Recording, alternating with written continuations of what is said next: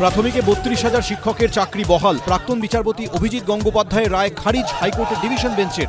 কলঙ্কমুক্ত হলাম, কষ্ট করে পড়াশোনা করে চাকরিটা পেয়েছি। দীর্ঘ ৯ বছর পরে চাকরি বাতিল হলে বিরূপ প্রভাব পড়বে। ৩২,০০০ শিক্ষকের চাকরি গেলে তাদের পরিবারের বাঁচা মুশকিল হয়ে যাবে। চাকরি বহাল রেখে জানালো হাইকোর্টের ডিভিশন বেঞ্চ। ২৬৪ জনের ক্ষেত্রে অনিয়মের কথা জানিয়েছে সিবিআই। তদন্ত চলছে বলেই চাকরি বাতিল করা যায় না জানিয়ে দিল হাইকোর্ট। সুপ্রিম কোর্টের নির্দেশে ৯৬ জনের চাকরি ফেরতের প্রসঙ্গ উল্লেখ। সেই সময় মানুষ তাকে ভগবান বানিয়েছিল। অভিজিৎ গাঙ্গুলি সঠিক জায়গাটা ধরেছিলেন। মানিক ভট্টাচার্যরা কাণ্ড কারখানাটা মমতা ব্যানার্জির নির্দেশে করেছেন, এটা অনৈতিক। মিশন ২৬ মাটি কামড়ে লড়াই করে পশ্চিমবঙ্গে জিততে হবে। এ রাজ্যের বিজেপি সাংসদদের সঙ্গে বৈঠকে বার্তা নরেন্দ্র মোদীর। স্বপ্ন দেখা ভালো, কটাক্ষ তৃণমূলের।